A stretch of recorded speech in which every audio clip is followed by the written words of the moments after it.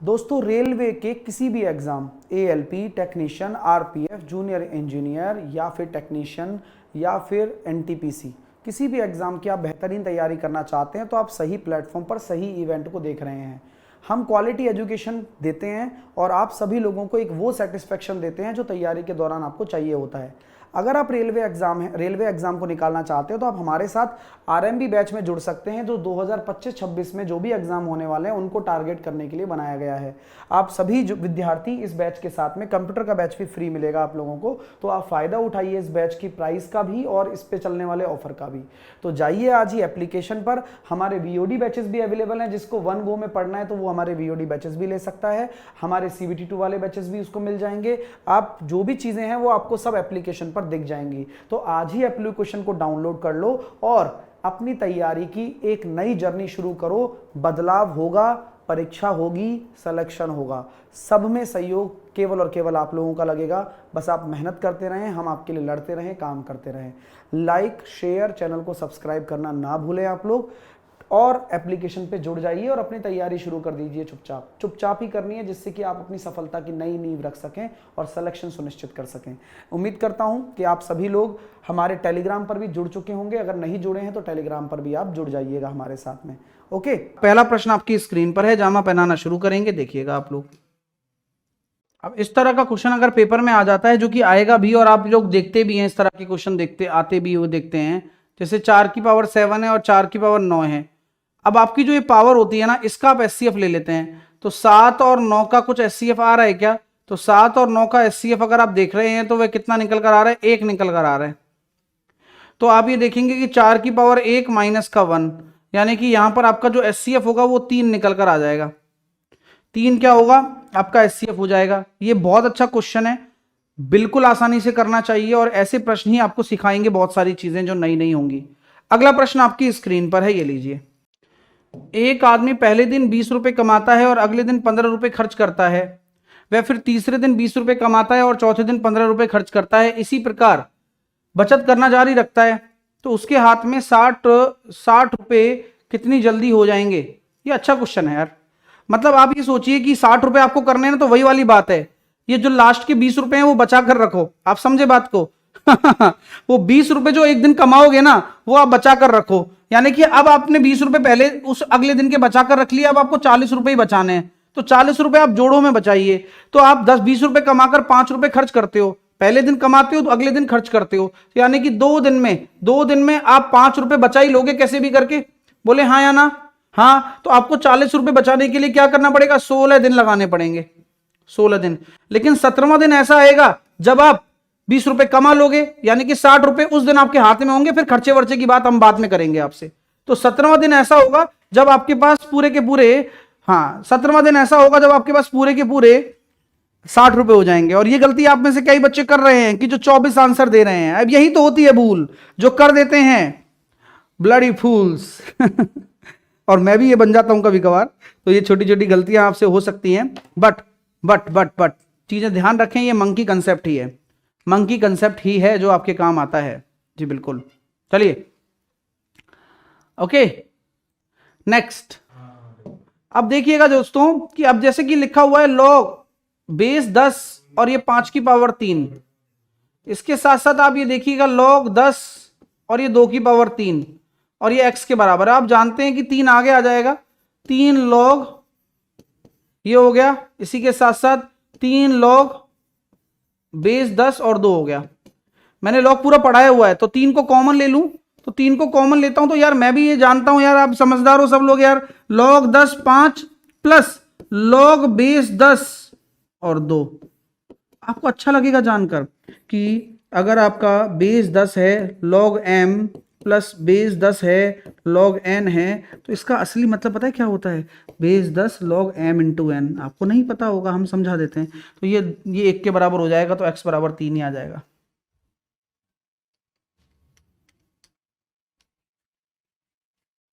चलिए, मजा आ गया क्या? हाँ या ना में जवाब दे दो यार। प्रॉपर्टी है भाई, जायदाद दे रहे हैं आपको हम, अब जायदाद लेना नहीं चाहते। सर इतना क्यों कर रहे हो? डायरेक्ट भी कर सकते थे, बिल्कुल कर सकते थे। तो डायरेक्ट कैसे करेंगे? मेथड नंबर सेकंड क्या है जो मैंने प्रॉपर्टी बताई? बाया this by this property direct भी कर सकते थे कि बेस 10 है तो डायरेक्टली गुणा कर लो। तो log 10 आपको पता है 125 गुणा 8 कितना हो जाएगा 1000, तो log 10 1000। तो आप इसको क्या लिख सकते हैं 3 log 1 log 10 और log 10, तो आंसर आ जाएगा 3। 3 आपका राइट आंसर होगा। ठीक है, चलिए क्लियर। अगला क्वेश्चन देखेंगे आप लोग, आराम से करो। एक ठोस लोहे के घन से अधिकतम आकार का एक गोला काटा जाता है तो कितनी सामग्री। अब ऐसे क्वेश्चनों में जब काटा जाएगा ना तो ऐसे लिख दिया करो, एक ठोस लोहे के घन से। अब पहले तो आप बस इनके बीच में रिलेशन निकाल लो, संबंध स्थापित कर लो। संबंध स्थापित कर लिया भाई, ये हो गया, ये हो गया भैया एक घन। अब घन के अंदर क्या डाल दिया हमने, एक गोला डाल दिया। घन के अंदर क्या डाल दिया, एक गोला डाल दिया। गोला दिख रहा होगा आपको। अब गोला क्या है, गोले का जो व्यास है, वो गोले का जो व्यास है वो घन की भुजा के बराबर है। तो बोला जा रहा है कि एक ठोस घन से अधिकतम आकार का गोला काटा जाता है। अब काटने दीजिए, चलिए। घन का आयतन कितना हो जाएगा, भुजा क्यूब, और गोले का आयतन कितना हो जाएगा 4/3 पाई। आर की वैल्यू कितनी है, a³/8। बस अब मैं यहां से इस क्वेश्चन को सॉल्व करूंगा कि ये घन का आयतन हो गया और ये गोले का आयतन हो गया। 2 से काटेंगे तो 11/3 a³। आपको बात ही बात समझ में आ रही है। अगर मैं अनुपात निकालता हूं तो अनुपात कितना आ जाएगा दोस्तों, ये मेरे पास कितना आ रहा है 11/3। तो गोला काटा जाता है ना, और घन से ही काटा जा रहा है। 4 दूनी 8, 2 से काटा 11/3।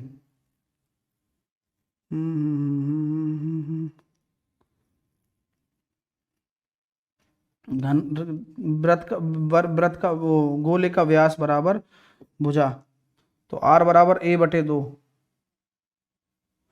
भाई रेडियस अगर निकाल रहे हो तो r बराबर a/2 हो गई, और ये तो भुजा क्यूब हो गया आयतन।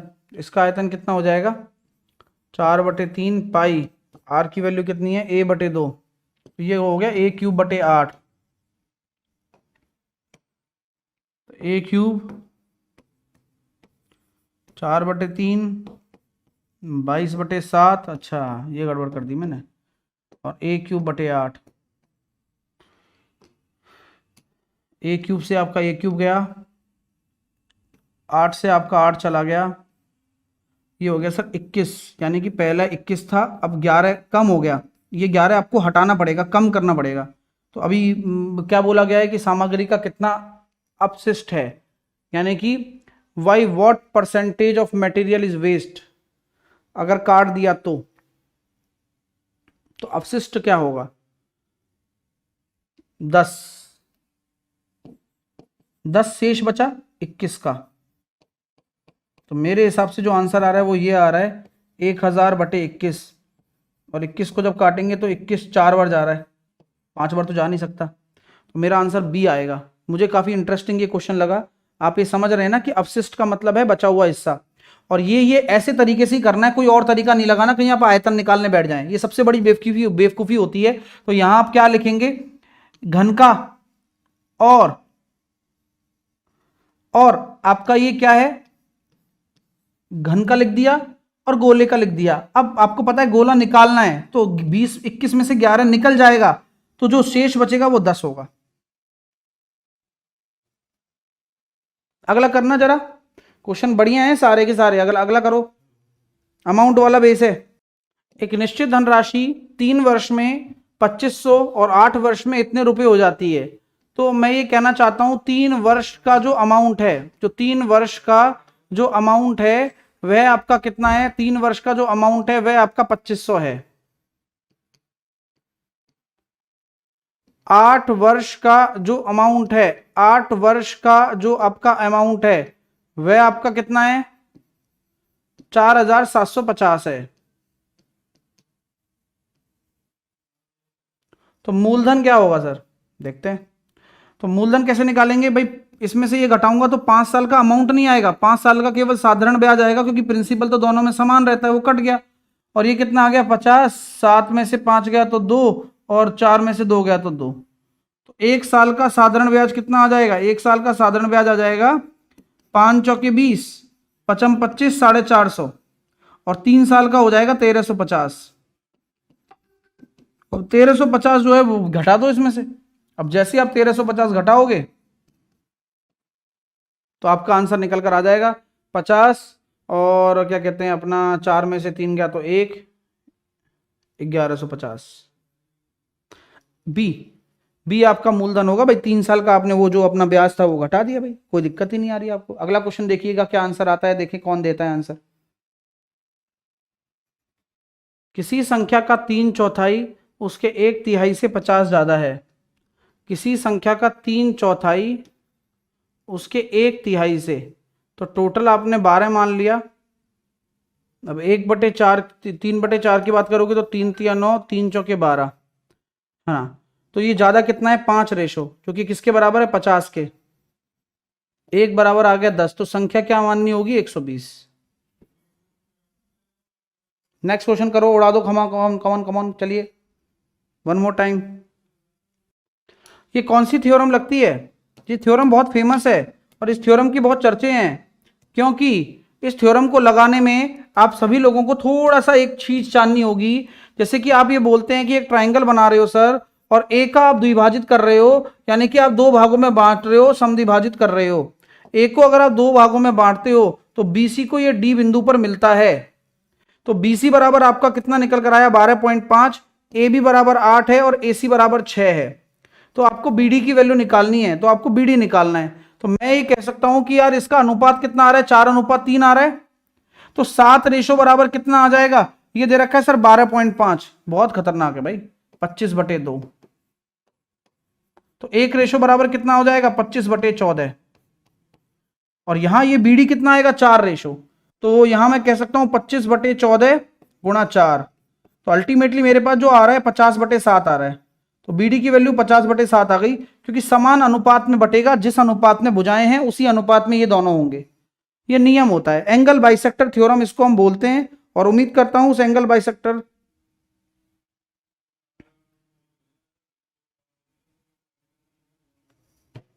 ठीक है, एंगल बाइसेक्टर थ्योरम।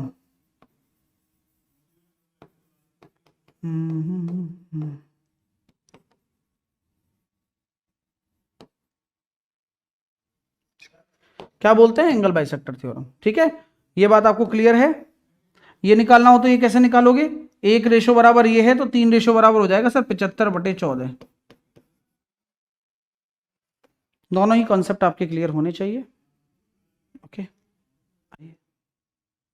ओके, अब एंगल बाइसेक्टर थ्योरम मैं दोबारा से बता भी देता हूं कि भाई जैसे मान लो ए बी और ए सी का जो रेशो है वो बराबर हो जाएगा आपके बी डी और सी डी के रेशो के। नोट कर लेना। नेक्स्ट आओ भाई करो, समझो। दशमलव दशमलव दशमलव, ऐसा लग रहा है दशमलव 10 देगा।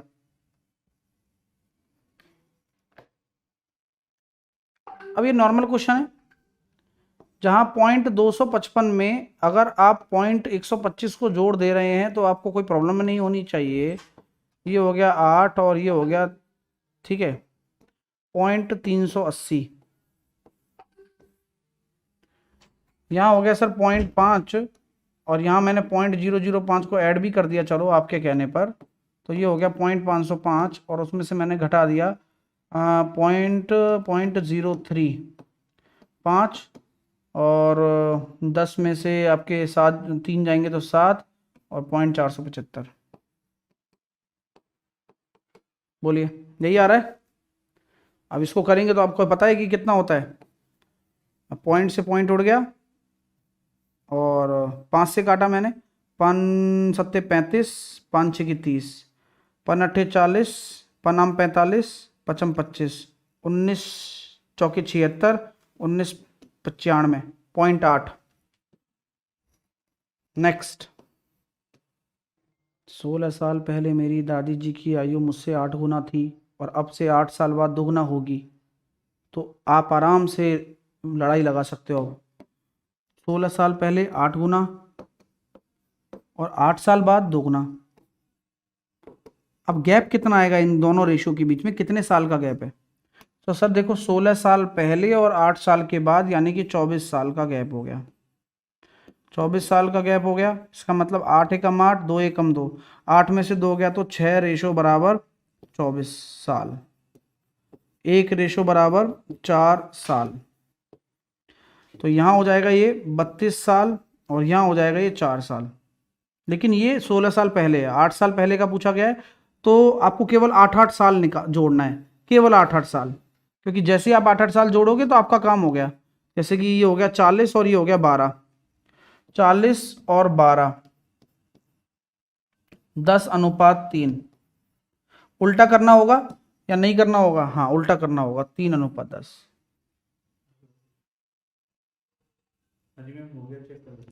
अगला करिएगा आराम से। 11 सदस्यों वाली एक क्रिकेट टीम का कप्तान 35 वर्ष का है और विकेट कीपर कप्तान से 5 साल बड़ा है। कैप्टन 35 वर्ष का है भैया, विकेट कीपर 40 साल का है। यदि इन दोनों की आयु को हटा दिया जाए ना,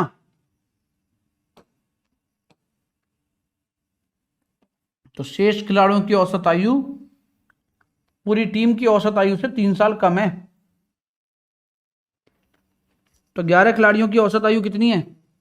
मैंने x मान ली, इन दोनों को हटा दिया मैंने, अब 9 खिलाड़ी रह गए, तो बाकी खिलाड़ियों की औसत आयु पूरी टीम की औसत आयु से 3 साल कम हो जाएगी।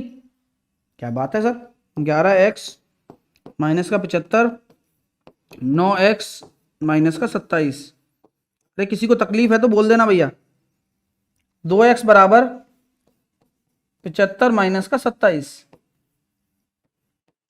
2x बराबर 15 में से 7 गया तो 8 और 6 में से 2 गया तो 4, x बराबर आ गया 24 साल।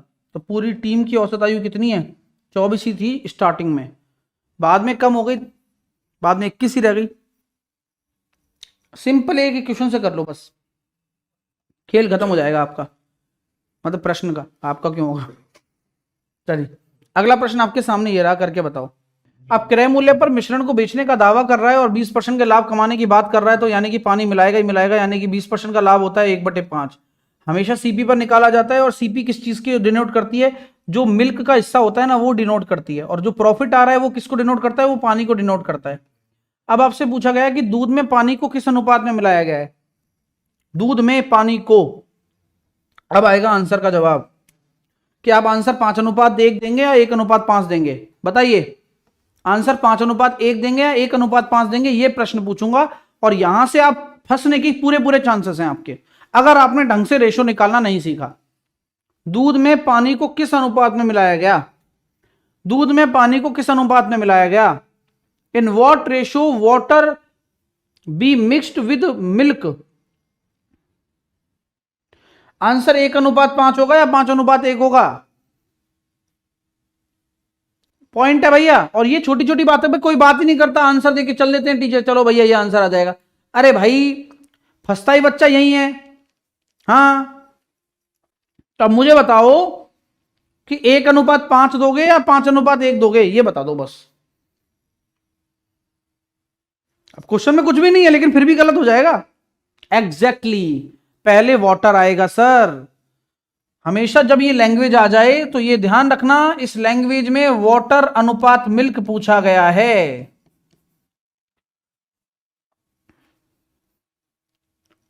किसमें? दूध में। कौन? पानी। क्वेश्चन से क्वेश्चन पूछ लो, कभी भी प्रश्न का उत्तर ना आए तो क्या कर लो? दूध में पानी को। किसमें? दूध में पानी को किस अनुपात में मिलाया गया है?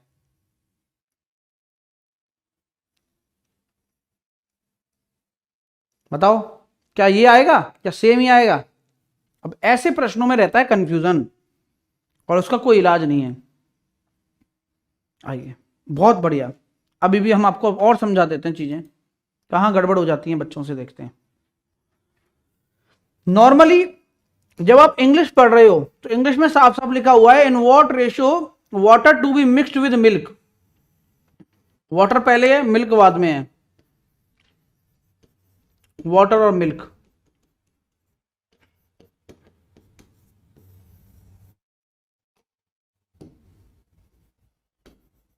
इंग्लिश के हिसाब से।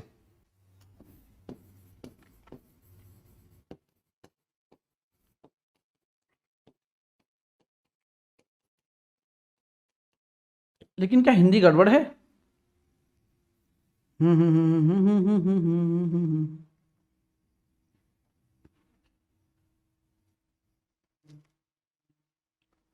सर क्या खा रहे हैं? खा नहीं रहा यार, वो गला खराब है ना, वो स्ट्रेप्सिल लेनी पड़ रही है, दर्द हो रहा है बहुत ज़्यादा। कल बताई थी डॉक्टर ने, तो मेरे सुबह से ध्यान नहीं रहा, मैंने कहा दर्द हो रहा है इंग्लिश के हिसाब से। अब ये प्रॉब्लम आ जाती है और ये कंफ्यूजन में हमें भी डाल देता है। प्रश्न है, अभी मैं मान लो रटा रटा आंसर दे दूं तो प्रॉब्लम हो जाएगी आपको। हाँ हो जाएगी, बिल्कुल हो जाएगी, फिर आपका कंफ्यूजन कभी दूर नहीं हो पाएगा। इसलिए हम विचार कर रहे हैं इस पर, और इसलिए हम इतने हल्के क्वेश्चन पर रुके भी हुए हैं अभी। कि क्रय मूल्य पर विचरण को बेचकर अर्जित करने के लिए दूध में पानी को किस अनुपात में मिलाया जाए?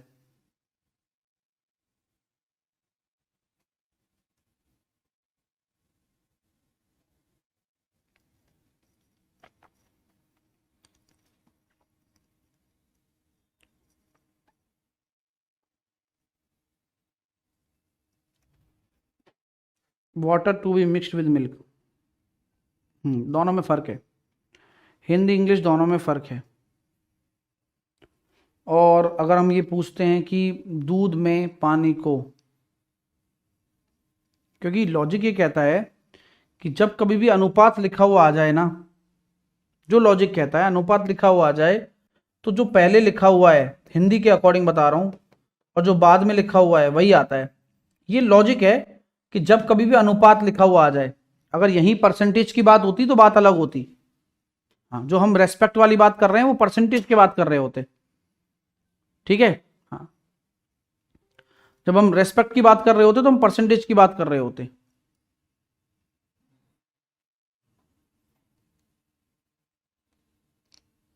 ये बात सत्य है। और रेशो के साथ होगा तो हमेशा ये ध्यान रखना, अगर अनुपात लिखा हुआ है तो दूध में पानी को, दूध और पानी, तो मेरे हिसाब से हिंदी के हिसाब से 5:1 है और इंग्लिश के हिसाब से 1:5 है। ये बात आप ध्यान रखना। तो ये टाइपिंग मिस्टेक है। कई बच्चे कहेंगे सर पेपर का लेवल बढ़ा दीजिए।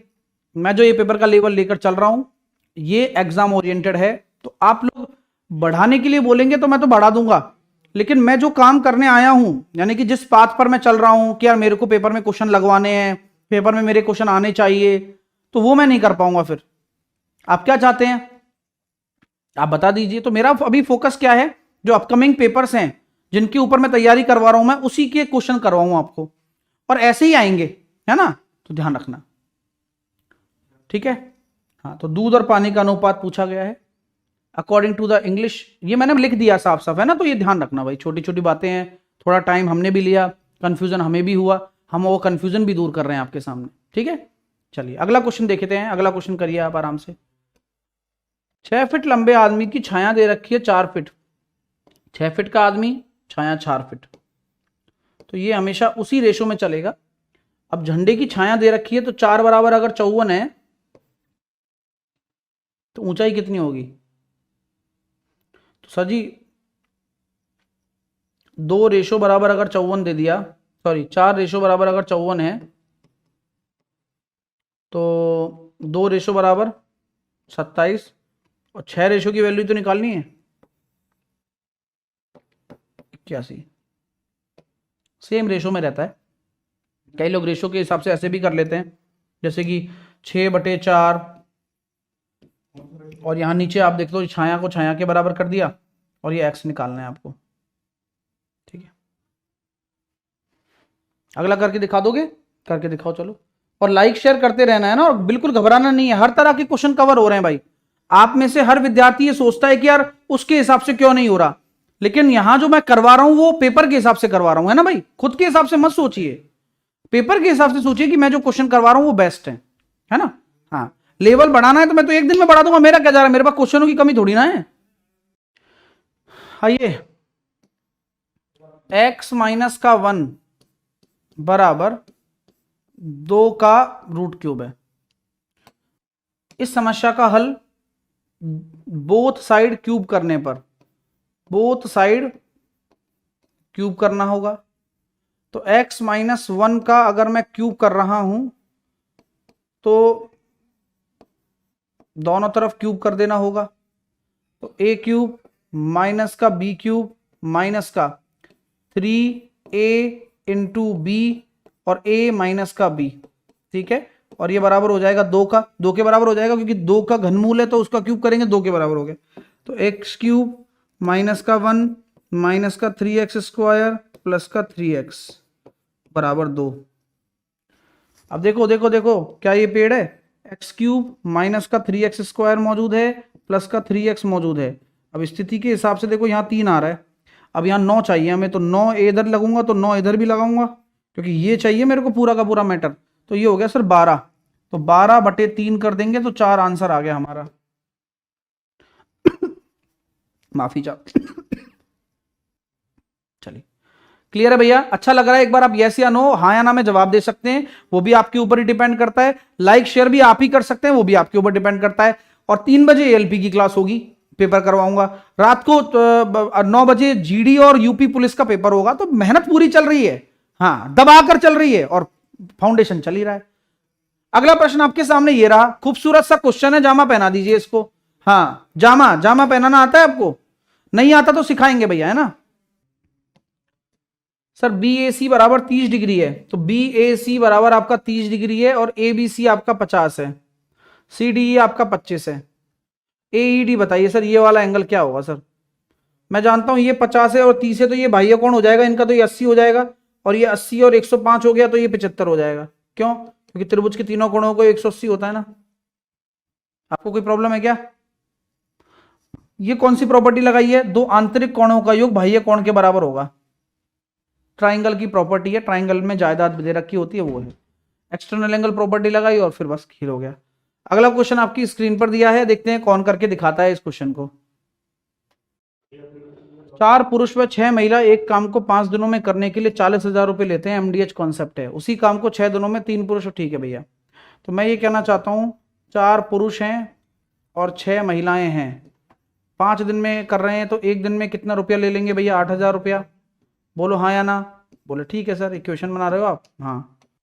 और 6 दिनों में 3 पुरुष हो गई और 7 महिलाएं हो गई। और 6 दिनों में तो 6 7 42 और 6 दूनी 12 और 6 पंजे 30, इतने रुपए लेते हैं। ठीक है, चलिए अब मैंने क्या किया, देखना पड़ेगा मेरे को भाई, पुरुष का निकालना पड़ेगा तभी तो हिसाब किताब करूंगा। तो ये एक एक दिन का मैंने पैसा निकाल लिया इनका। अब मैं चाहूं तो मैं इसको 4 से गुणा कर लूं और इसको मैं कर लेता हूं 3 से गुणा ऊपर वाले को। और मैं क्या कर रहा हूं देखना, अब मैंने फिर एलिमिनेशन मेथड लगा दिया, माइनस माइनस माइनस। तो 18 में से 28 चले गए तो माइनस का 10 डब्ल्यू। 24,000 में से अगर आपके, मैं कह सकता हूं क्या कि 7 चौके 28 और 1000, 28 में से क्या कहते हैं अपना 29,000 है ना। तो ये हो गया सर 5,000। तो W बराबर कितना हो जाएगा? 500 रुपया। मतलब एक विमेन को एक दिन की मजदूरी जो मिलती है वो 500 रुपये मिल रही है। अब आप किसी भी इक्वेशन में रख दो, जैसे मैं इसमें रखता हूं तो 3,000 कटा दूंगा तो 5,000, और आदमी को कितना मिलेगा? एक आदमी को मिलेगा 5,000 बटे 4 करता हूं तो 2500, और 2500 बटे 2 करता हूं तो 1250। तो मतलब आदमी को मिल रहा है 1250 रुपया और विमेन को मिल रहा है इतना। चेक कर सकते हो दोबारा, 2500 1250 इंटू 4 5,000 और 3,000 8,000। ठीक है, तो ये मैंने इंडिविजुअल एक एक दिन की इनकी मजदूरी निकाल दी सॉल्व करके।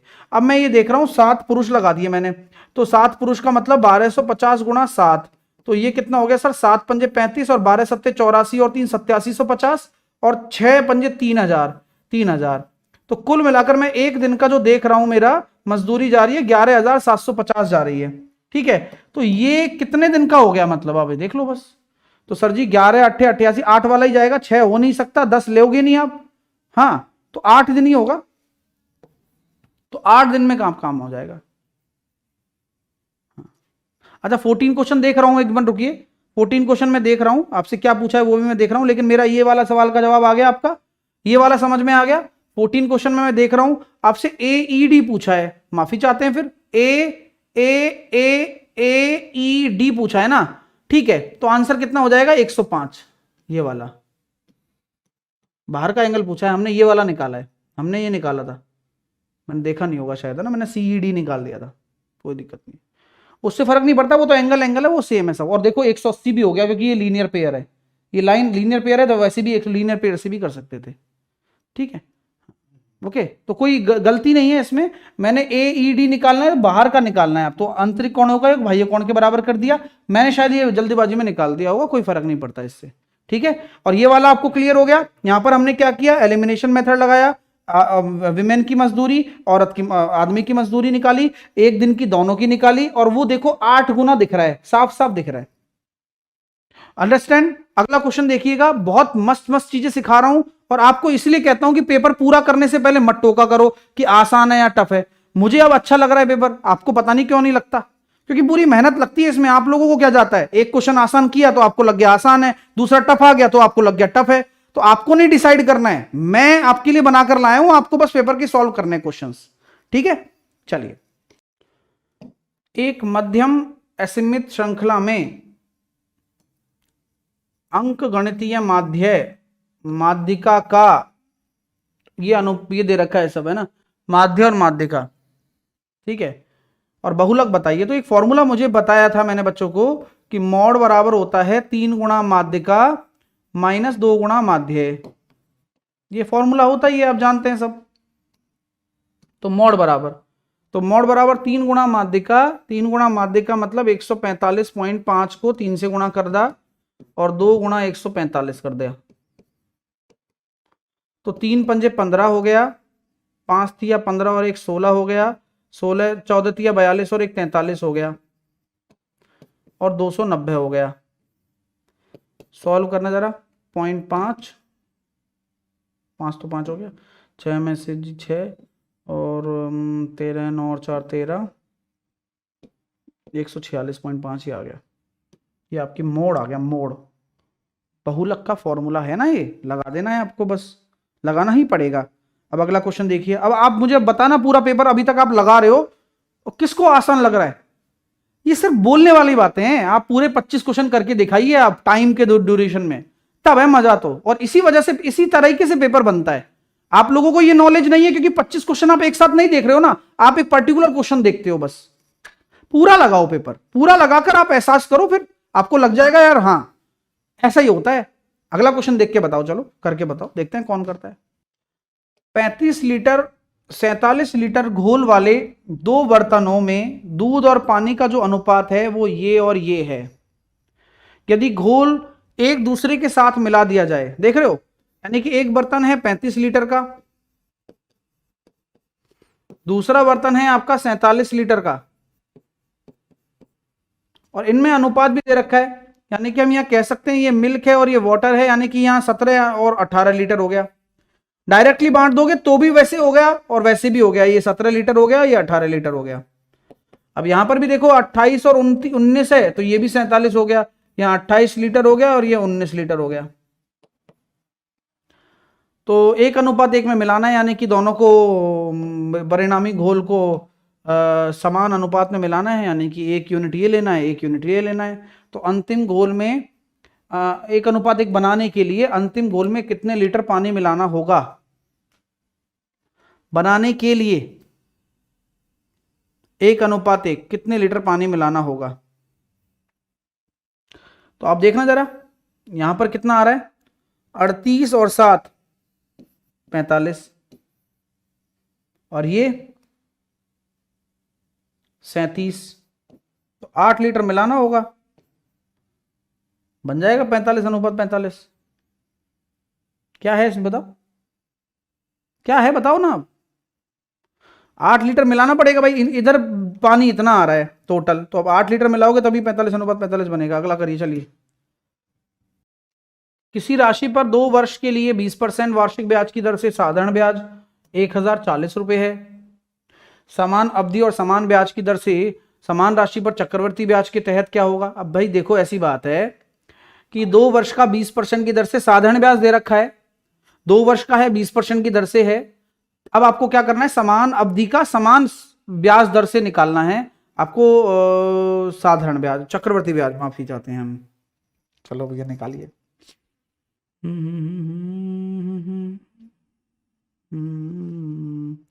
2 साल के लिए प्रति वार्षिक ब्याज की दर से साधारण ब्याज ये दे रखा है ये केवल। अच्छा, राशि बतानी है, टोटल राशि बतानी है ना, चक्रवर्ती ब्याज के तहत अमाउंट बताना होगा। मेरा ये कहता है 2 साल का ब्याज ये है, तो 1 साल का 520 और दूसरे साल का 520, क्योंकि साधारण ब्याज तो बराबर रहेगा और ब्याज के ऊपर ब्याज कितना होगा 20%। तो 20% अगर आप कैलकुलेट कर रहे हो तो यहाँ 104 हो जाएगा। तो यहाँ 104 और जोड़ दो, 1040 में 104 और जोड़ने पर तो यहाँ से निकल कर आया सर 4,4,1144।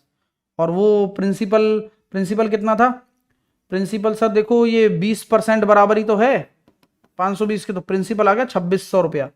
तो 2600 प्रिंसिपल, 1144 चक्रवर्ती ब्याज, तो ये हो रहा है सर 3744 रुपया राशि आ गई। क्लियर है? अगला करिए 13 पॉइंट। अब देखो डेसिमल का क्वेश्चन है। अब आपको लग रहा होगा आसान ही तो है, क्या फर्क पड़ रहा है सर, अब कैसे नहीं पड़ रहा है बताओ। करना पड़ेगा मेरे भाइयों। अब पॉइंट 131 है। अब मैं यहाँ डेसिमल को हटाऊंगा, पहले तो 3 जीरो लगाऊंगा, बहुत बच्चों की तरह करता हूं। देखो यहाँ पॉइंट हटाऊंगा, यहाँ 4 जीरो लगाऊंगा, क्योंकि गलती 2 सेकंड ज्यादा लग जाए, गलतियां नहीं होनी चाहिए ना पेपर में ना कर्म भूमि में भी। ठीक है, अब यहाँ हम देख सकते हैं कि 136 895 है और यहाँ पर 1310 है। अब मैं सॉल्व करना शुरू करता हूं। देखो अब 131 का जब मैं टेबल पढ़ता हूं, 131 का जब मैं टेबल बोलूंगा तो 131 एकम 131 बचे आपके सामने 589 हो गया नहीं हो गया? बिल्कुल हो गया। जीरो तो आएगा क्योंकि 2 एक साथ ले लिए ना आपने। तो 131 का जब टेबल बोलोगे तो 13 चौके 52, 4 बार जाएगा तो 104 वाला ही आंसर आने वाला है। तो कहें कहानी खत्म। कर लो ना थोड़ी सी मेहनत, क्या फर्क पड़ेगा, लेकिन टाइम तो उतना ही लग जाएगा जितना आपको टफ क्वेश्चन करने में लगेगा। अगला करिए चलिए। हाँ ये आसान दिया है, क्योंकि इतनी देर से मेहनत करवा रहा हूं तो थोड़ा सा एक आध तो आसान बनाऊंगा ही। ये सबका आ गया आंसर। 540 किलोमीटर प्रति घंटा की गति से यात्रा कर रहे हो, 36 मिनट में एक निश्चित दूरी तय करते हो, तो दूरी क्या याद कीजिए। तो 540 किलोमीटर प्रति घंटा है और 36 मिनट को मैं 5/18 से गुणा करूंगा और 36 मिनट को मैंने सेकंड में बदलना पड़ेगा। अब मीटर में बदलाओ, मीटर में बदलाओ। 18 दूनी 36, बहुत तगड़ा है। तो ये हो गया सर 600, तो 5 6 चौके 24, ये आ जाएगा अपना 3 जीरो वाला आएगा, 324 3 जीरो। सर ये हाँ। अगला करना, 1 घंटे का कौन सा 0.1 सेकंड है, करके बताओ। बहुत मामूली क्वेश्चन करवा रहे हैं सर, है ना बेटा। आप ये क्वेश्चंस घर पे नहीं कर सकते, इसलिए सर करवा रहे हैं। और मैं हमेशा कहता हूं कि मैं अपने कंटेंट पर इतना कॉन्फिडेंट रहता हूं कि जितना एक बच्चा तैयारी करते वक्त नहीं रहता, हर दिन हर कंटेंट पर मेहनत करके लाता हूं, इसलिए मैं करता हूं वो काम, है ना, क्योंकि मेरा काम मुझे अच्छे से पता है। तो आप प्रश्न उठाने की बजाय प्रश्नों को करना सीखिए कि 1 घंटे का कौन सा 0.1 सेकंड है। अब दो ना आंसर, जल्दी दो। आंसर नहीं आए मुझे किसी के, हां जो नहीं बोलते उनके भले आ जाएंगे। वेरी गुड शुभम, बहुत बढ़िया।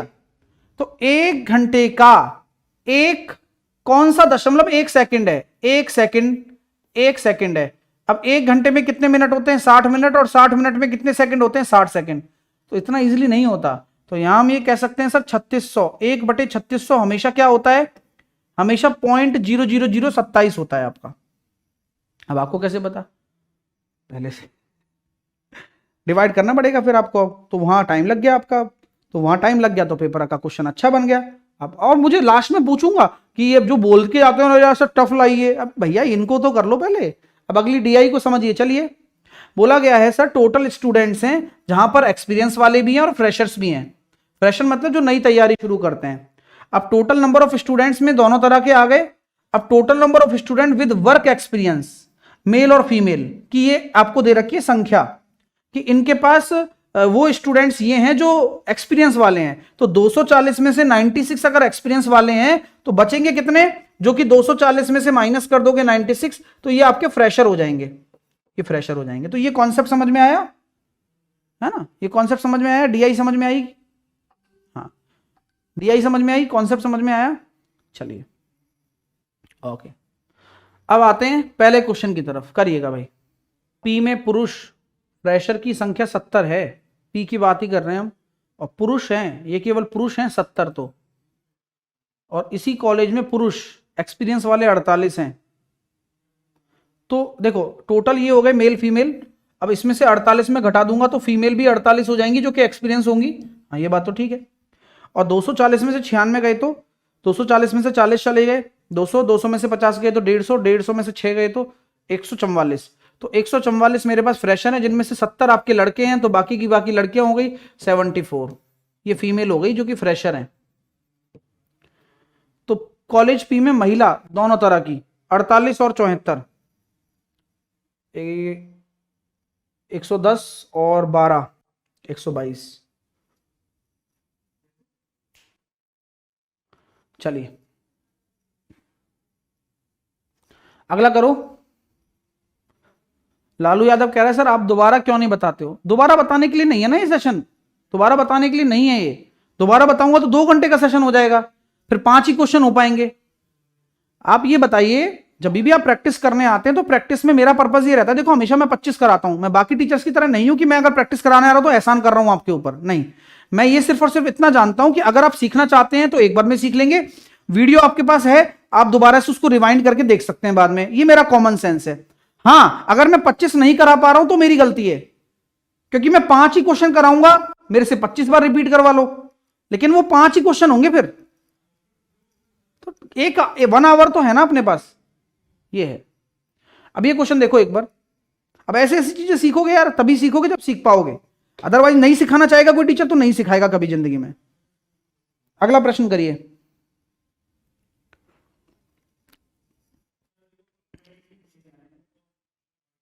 हाँ कभी समझ नहीं आया तो रिपीट करना पड़ेगा ना, अब हमेशा समझ में आ जाए ये भी जरूरी नहीं है।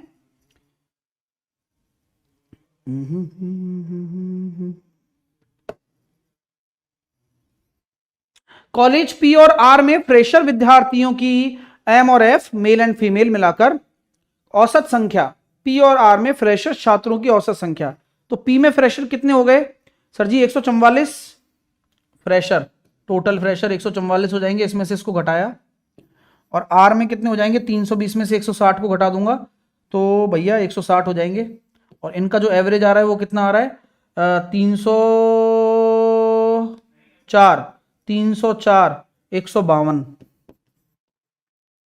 ठीक है। और क्यू और एस में एक्सपीरियंस वाले छात्रों की औसत संख्या के बीच अंतर, क्यू में एक्सपीरियंस कितने 84, और ये इनका औसत कितना हो जाएगा सर जी, औसत हो जाएगा 42 और 81, और 42 और 81 को अगर मैं योग करता हूं तो 123, तो अंतर निकालना भाई, तो 12 में से 3 गया तो 9 इकाई अंक वाला उत्तर है सी ऑप्शन। हाँ मैं खुद कर रहा हूं, आप ये मत सोचना कि मैं आपको करवा रहा हूं, ये आपको खुद भी ट्राई करने, मैं बस एक हिंट दे रहा हूं आपको कि ऐसे ऐसे करना है। हाँ ये मैं खुद कर रहा हूं, कहीं आप ये सोचे आप तो खुद ही कर रहे हो सर हमें तो बता नहीं रहे हो, मैं बता रहा हूं, करके बता रहा हूं कि ऐसे कैलकुलेशन करनी है आपको, ऐसे ये क्वेश्चन हो जाएगा जो वे होता है। बाकी जो लिखा हुआ है वही कर रहा हूं मैं, कि पी और आर में मैंने फ्रेशर लिए तो मैंने घटाना पड़ा, तो घटा के मैंने एवरेज निकाला, इसमें डायरेक्ट लेकर एवरेज निकाला, तो मतलब डायरेक्ट ले लिया बस, एवरेज नहीं पूछा इसमें, एवरेज पूछा सॉरी, हाँ एवरेज पूछा तो एवरेज घटा बटे तो मैंने पहले ही कर दिया था इसमें, तो बस कर दिया। सर बता दीजिए लॉग का वीडियो कहाँ मिलेगा? रवीना कभी भी कोई भी वीडियो अगर आपको पढ़ना होता है तो आप क्या लिखोगी, लॉगरिदम बाई साहिल सर, बस अपने आप आ जाएगा। यूट्यूब इतना समझदार है कि उसको रुबीना तक वीडियो पहुंचानी है तो वो आप लिख दोगी ना तो वो अपने आप आ जाएगा। अब लिखना तो पड़ेगा, सोचने से तो नहीं आएगा। अगला प्रश्न देखेंगे, कॉलेज पी में फ्रेशर नए विद्यार्थियों एम और एफ, पी में फ्रेशर नए, फ्रेशर मतलब ये अभी 144 है ना, अभी निकाला था जो, क्यू और आर में संयुक्त रूप से कुल विद्यार्थी से अनुपात 500 600 क्यू और आर में संयुक्त रूप से कुल विद्यार्थी 144 तो ठीक है, ये सही है क्या? फ्रेशर ही लेना है क्या? एम और एफ की संख्या का अनुपात, कॉलेज पी में नए विद्यार्थी, अच्छा दोनों का कलेक्टिव फ्रेशर लेना है, माफी चाहते हैं, दोनों का कलेक्टिव फ्रेशर लेना है। तो ये इसमें से घटाओगे तो 80 खत्म, 196 और 160 और कलेक्टिव हो जाएगा कितना? 356 हो रहा है मेरा तो, क्यू और आर में ही तो गलत लिखा है क्वेश्चन।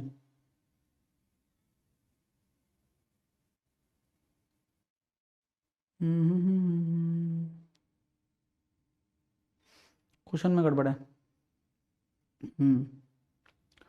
हम गलत समझ रहे हैं, दोबारा पढ़ना पड़ेगा मेरे को भी। कॉलेज पी में फ्रेशर नए विद्यार्थियों एम और एफ और कॉलेज क्यू और आर में संयुक्त रूप से कुल विद्यार्थियों एम और एफ की संख्या का अनुपात, दोनों मिलाकर है ना, टोटल लेना है। लेकिन यहां पता क्या बोला गया, गलत बोल दिया यहां पर लिखना चाहिए एक्सपीरियंस्ड, अगर आप इनको जोड़ रहे हैं तो केवल, अगर वरना फ्रेशर ही मान के चलता मैं तो ये गड़बड़ है इस क्वेश्चन में, गड़बड़ है इस क्वेश्चन में, लेकिन मैं बता रहा हूं यहाँ एक्सपीरियंस लिख दो आप, तो ये हो जाएगा सर 244। अब आप आंसर दे सकते हो, तो 4 तिया 12 और 4 6 की 24 और 36 61, यहां एक्सपीरियंस लिखना पड़ेगा उसे। अगला करो, यदि एस में महिला फ्रेशर की संख्या 98 है ना, एस में महिला फ्रेशर्स की संख्या 98 है, फ्रेशर्स की, तो सबसे पहले 160 घटाएंगे तो ये हो जाएगा करीबन 200 में से 2 चला गया तो कितना हो जाएगा 198, और 198 में से 98 तो आपकी फीमेल है तो 100 आपके मेल हो जाएंगे।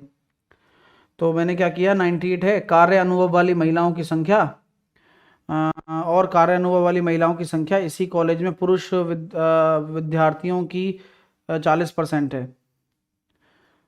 एस में महिला फ्रेशर की संख्या 98 है, महिला फ्रेशर, ठीक है, और कॉलेज में पुरुष विद्यार्थियों की 40% है, कार्य अनुभव वाली महिलाओं की संख्या तो 40, हाँ भाई, कार्य इसी में ही जो है ना उसका 40% है, यानी कि 40। अब एस में कार्य अनुभव रखने वाले पुरुषों की कुल संख्या कितनी होगी, एक्सपीरियंस वाले, तो घटा दो टोटल